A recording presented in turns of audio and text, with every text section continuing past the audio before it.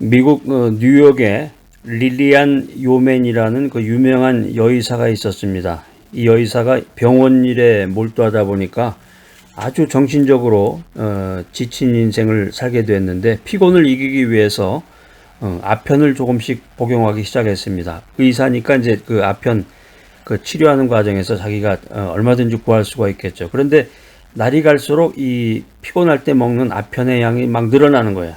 마침내 그녀는 아편이 아니고서는 잠시도 휴식을 취할 수 없는 비참한 아편 중독자가 되고 말았습니다. 미국 뉴욕의 유명한 여의사였던 이 리리안 요맨은 아편 중독에서 헤어나기 위해서 그냥 온갖 치료를 다 받아봤지만 소용이 없었습니다. 그래서 몹시 고민하던 중에 어떤 사람으로부터 전도를 받고 하나님 앞에 나와서 말씀을 묵상하고 기도함으로써 하나님의 능력을 체험하고 이 아편으로부터 해방돼서 새 사람이 됐습니다. 그래서 이 뉴욕의 여의사는 이것을 계기로 해서 아편 중독이라든가 알코올 중독, 불치병에 걸린 이 병자들을 위한 요양소를 설립하게 됩니다. 이 리리안 요맨 박사가 설립한 요양원에서는 이 환자를 맞을 때 약이나 수술로서 그 환자들을 치료하는 게 아니라 환자가 찾아오면 말씀과 기도로서 그들을 치료했다라고 하는 것입니다. 말씀의 능력을 체험하라. 어떻게 하면 이 말씀의 능력을 체험할 수가 있을까? 모든 해답은 다 성경에 있는 거죠. 여러분 이제 이 잠언서, 구약성경 잠언서 한번 찾아보세요. 잠언 5장 20절로 22절 말씀입니다. 잠언서. 자, 전부 찾으셔서 저하고 같이 큰 목소리로 한번 읽어보겠습니다. 시작. 내 아들아, 내 말에 주의하며 나의 이르는 것에 내 귀를 기울이라. 그것을 내 눈에서 떠나게 말며 내 마음속에 지키라. 그것은 얻는 자에게 생명이 되며 그 온 육체의 건강이 됨이니라. 그 밑에 23절 하나 더 읽어볼까요? 23절 아주 유명한 구절인데, 무릇 지킬 만한 것보다 더욱 내 마음을 지키라. 생명의 근원이 이에서 남이니라. 아멘. 할렐루야. 예수님께서 십자가에 죽으시고 3일 만에 부활 승천하신 후에 오늘날 우리는 이 성경을 통해서 예수님을 만날 수 있습니다.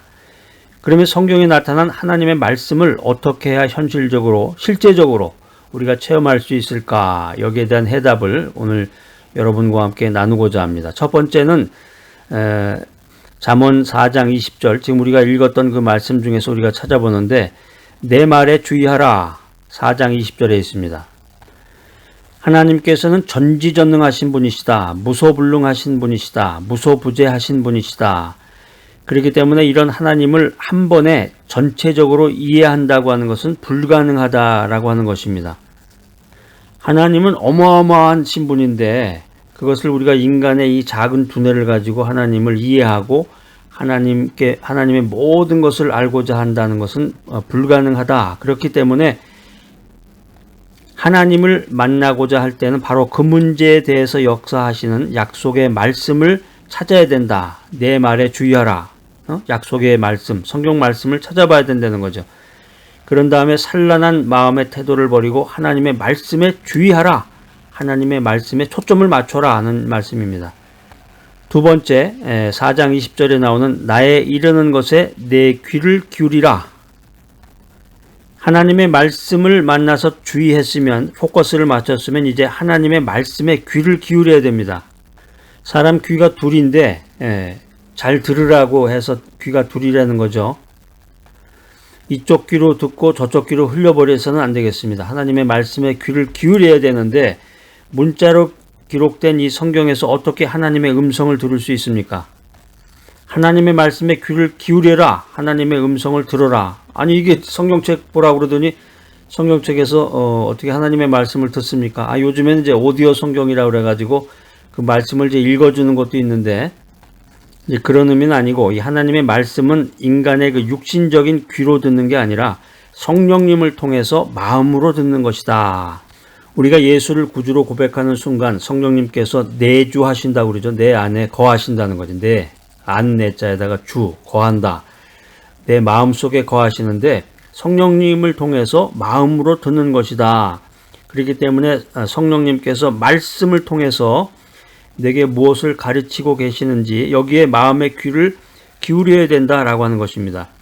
이것을 하기 위해서는 이제 묵상이 필요하죠. quiet time, QT. 우리가 주님 말씀을 듣고 읽고 묵상하면 하나님께서 세미한 음성을 우리들에게 들려주십니다. 이 음성을 들을 때 믿음이 생기는 것입니다.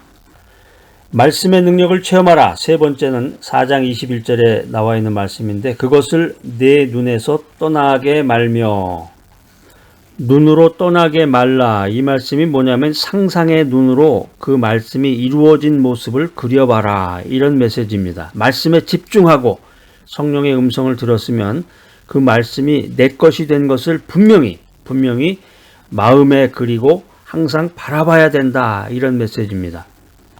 말씀의 능력을 체험하는 길, 첫 번째 뭐라고 그랬어요? 4장 20절 내 말에 주의하라. 두 번째는 4장 20절에 나의 이르는 것에 내 귀를 기울여라.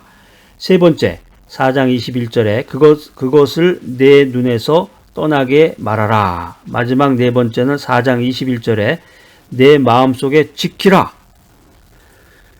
마음과 입은 언제나 일치합니다. 인간의 마음과 입은, 그래서 그 사람이 입을 통해서 말하는 것이 마음속의 생각이라는 거죠. 그러니까 사람들에게 말할 때 가급적이면 친절한 얘기, 공손한 말로 하되 까칠한 얘기, 이런 얘기 하면 안 되겠죠. 자기의 진심은 그게 아닌데 내 말을 듣고 상대방이 오해를 한다. 응? 나는 부드럽고 친절하게 내 진실된 말을 한 것 같은데 상대방이 그걸 듣고 오해를 한다. 이거 뭔가 잘못된 거란 말이에요. 인간의 마음과 입은 언제나 일치하기 때문에 그 입술을 통해서 나오는 그 말을 들어보면 그 사람의 진심이 무엇인지를 알 수가 있는 것입니다. 오늘 이 귀한 메시지 들으시는 분들 가운데서 혹시 그 말로 인해서 오해를 받으신 분이 있다 그러면 회개하셔야 돼. 내가 진심이 잘못됐구나. 전달을 잘못했구나.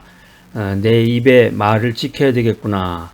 마음과 입은 언제나 일치한다. 입으로 말을 허술하게 하는 사람은 마음이 허술한 사람이다 라는 말입니다. 그렇기 때문에 하나님의 말씀을 지키려면 끊임없이 입으로 시인해야 된다라고 하는 것입니다. 하나님의 말씀이 이루어진 모습을 영롱한 꿈과 환상으로 끊임없이, 그리고 그 말씀을 하루에도 수없이 시인하게 되면 말씀을 마음속에 지킬 수 있게 되는 것입니다. 이와 같이 말씀을 소화시키면 그때 문자로 기록된 말씀이 아니라 바로 내 것으로 얻어지게 된다라고 하는 것입니다. 인생살이가 힘들고 어렵고 아무도 의지할 수 없는 그런 광야와 같은 인생을 살아가는 분들에게는 이런 메시지가 있습니다. 우리는 고아와 같이 버림을 당하지 않았다. 여러분 힘내세요. 하나님께서 항상 함께 하십니다. 우리가 인생 살아가는데 우리에게는 말씀을 가지고 계시며 이 말씀을 우리에게 들려주시는 성령님께서 항상 함께 해주신다. 이 사실을 믿어야 되겠습니다. 말씀과 성령으로 하나님을 만나고 위대한 기적을 체험하는 여러분들이 되시기를 바랍니다. 우리가 살아가는 인생이라고 하는 것은 끊임없는 미움과 불신으로 인해서 죽음의 공포가 도초에 도사리고 있는 그런 삶을 우리들이 살아가고 있습니다. 이런 상황 속에서 우리가 어떻게 불안감을 갖지 않고 풍요로운 인생을 살아갈 수가 있는가? 진실로 하나님 앞에서 회개해야 된다. 진실로 하나님 앞에서 믿음으로 살아가야 된다라고 하는 것입니다. 믿음을 실천하며 살아가기 위해서는 성령으로 살아라. 성령으로 살아라. 인간이라고 하는 것은 과학적인 지식을 통해서 살아가죠. 근데 이 지식이라고 하는 것은 두 가지 형태의 지식이 있는데 감각적 지식이 있습니다. 이 감각적 지식이라고 하는 것은 세상에서 얻는 지식으로 오감각과 이성의 추리를 통해서 얻는 인포메이션입니다. 이에 반해서 하늘의 지식, 계시적인 지식, 성령의 지식은 하나님께 얻는 지식으로 이성과 과학을 통해서만 얻을 수가 있는 것입니다. 우리가 성령의 가르침을 쫓지 않고서는 결코 하나님의 계시가 담긴 이 성경을 이해하고 깨달을 수가 없다. 이것을 알아야 되겠습니다. 믿음으로 인생을 살고자 하는 사람은 성령 충만함을 받아야 된다. 우리가 믿음으로 살아가기 위해서는 성령 충만함을 받아야 되는데 기도하지 않으면 성령과 교제할 수가 없습니다. 그렇기 때문에 믿음의 기도를 해야 되는데 기도하며 살아라. 이 기도는 믿음의 호흡입니다. 기도하지 않으면 성령님과 이 커뮤니케이션을 나눌 수가 없단 말이에요. 믿음으로 살아라. 근데 이 믿음의 삶이라는 것이 우연히 이루어지는 게 아니고 교회 열심히 다니면 되지 않습니까?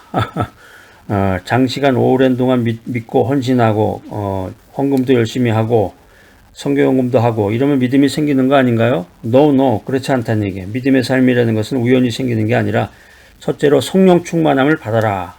두 번째, 분명한 비전을 가져라. 믿음 안에서 꿈이 있어야 돼. 희망이. 세 번째는 간절한 기도가 있어야 된다.